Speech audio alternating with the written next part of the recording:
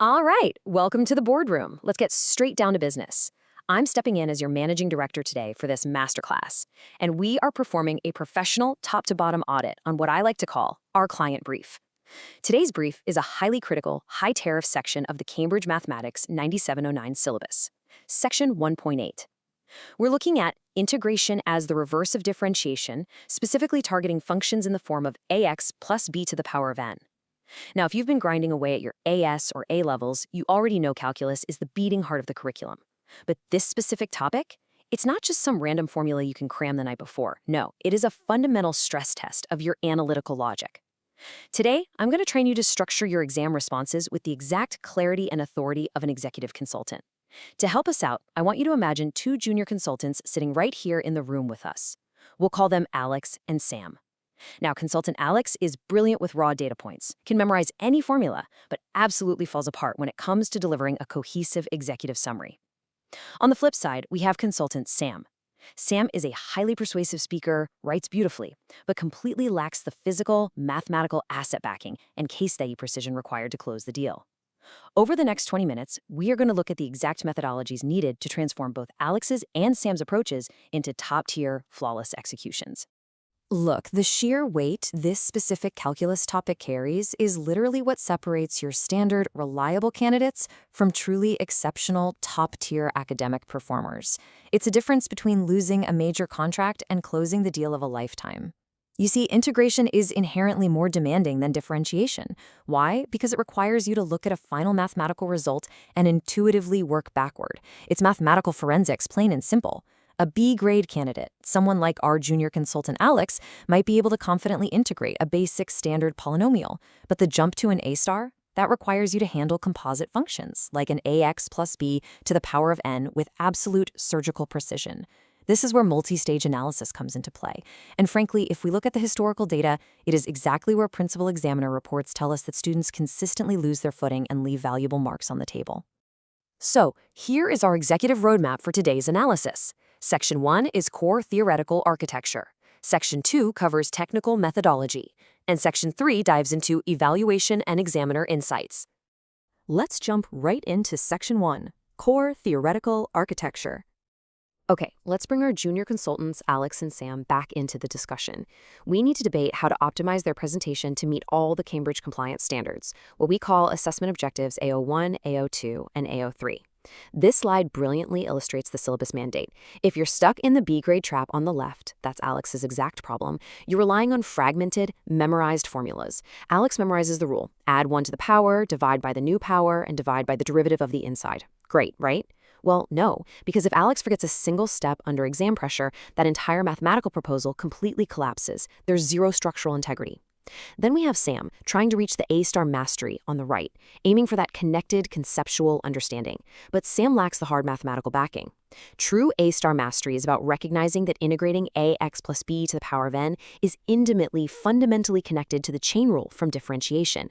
When you understand that causal relationship, that integration is the literal undoing of that chain rule, you build a framework that can be transferred to entirely unfamiliar, highly complex exam contexts without breaking a sweat. It's about building a proposal framework that examiners simply cannot reject. The crucial takeaway for this structural strategy debate is that your conceptual framework must start with precise, evidence-based reasoning before you even think about doing a single calculation. When you see an expression like ax plus b to the power of n on your exam paper, your systematic analysis should immediately flag a few strict boundaries. First, a and b are constants, and x is your variable. Second, and this is absolutely critical, this rule only works for linear inner functions. If that inside function was an x squared, for instance, this specific architectural framework simply would not apply. You'd be laughed out of the boardroom. By formally defining the boundaries of the mathematical tools you're using, you physically prevent yourself from applying the wrong methodology later down the pipeline. Moving right along to Section 2, technical methodology. Now, before we fix Alex and Sam's pitch, let's pause for a quick mid-video check-in. To ensure your own academic portfolio remains highly competitive, you need to subscribe to our channel, Ace the Exams at Ace the Exams, and enable notifications for our weekly consulting insights. We drop high-value strategies like this all the time, and you don't want to miss them. All right, back to the boardroom. Alex and Sam just encountered a critical flaw in their mock proposal essay. They got the right final number, but their logic was a mess.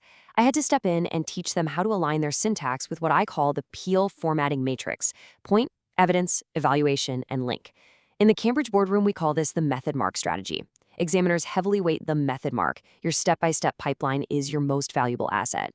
The method mark strategy dictates that examiners are actively looking to reward your analytical pipeline, not just a floating final answer.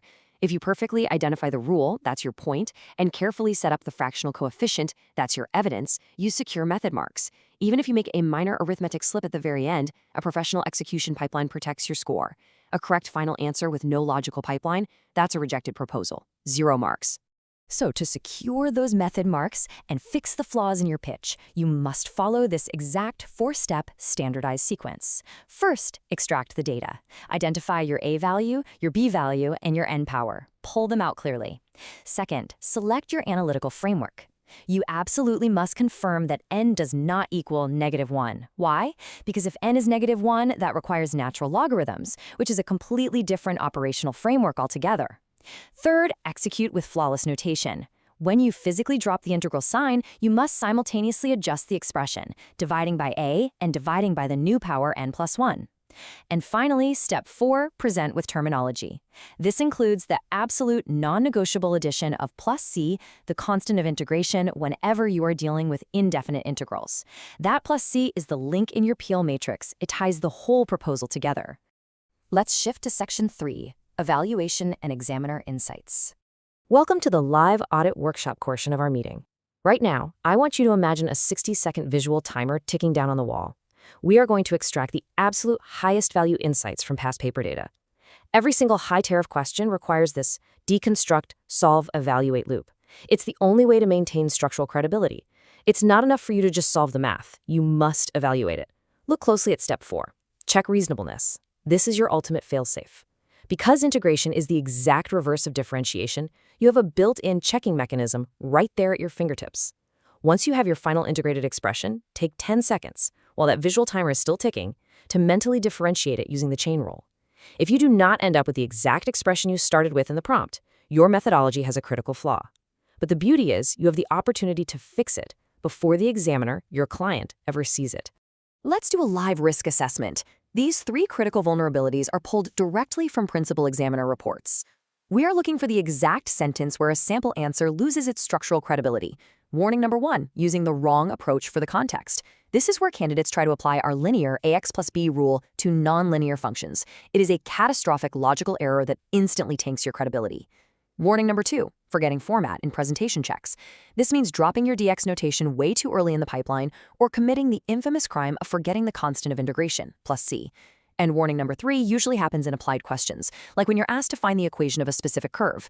Candidates will find the general integral, sure, but they completely fail to use the provided coordinate data to actually solve for c. They leave their answer lacking specific mathematical contextualization, which means they lose the final crucial marks. What's fascinating about this slide is the simplicity of the fix. The examiner alert here is loud and clear, candidates confuse terminology. So how do we fix it? You clarify and define your terms immediately to signal total compliance to the examiner. Listen, in multi-part exam questions, you might be shifting from finding an indefinite integral in part A to calculating a definite integral to find an area under a curve in part B. Your terminology and your notation must shift accordingly. Clear annotation, like physically writing out your upper and lower limits with proper square bracket notation, demonstrates to the examiner that you are in complete executive control of the analytical framework. You aren't just scrambling to do math. You are confidently communicating higher-order logic. All right, it's time to close the deal. Our consultants, Alex and Sam, have finally merged their skills to present a polished, high-scoring final draft. Alex brought the flawless execution pipeline, and Sam delivered it with absolute structural credibility. I want to leave you with this final executive framework summary checklist. When you audit your own past paper responses today, ask yourself, does my methodology clearly demonstrate the deconstruct, solve, evaluate framework? Did I rely on fragmented B-grade memorization, or did I show a connected, systematic pipeline? Did I mentally differentiate to check my work? Mastering this isn't just about passing a math paper, it's about developing a rigorous analytical mind that can tackle complex problems in any field. To ensure your skills stay sharp, I need you to hit that subscribe button for Ace the Exams at Ace the Exams right now. Enable the notification bell so you don't miss our weekly consulting insights, and drop a comment below with your current academic level and your target subject. Class dismissed, and I'll see you in the next boardroom session.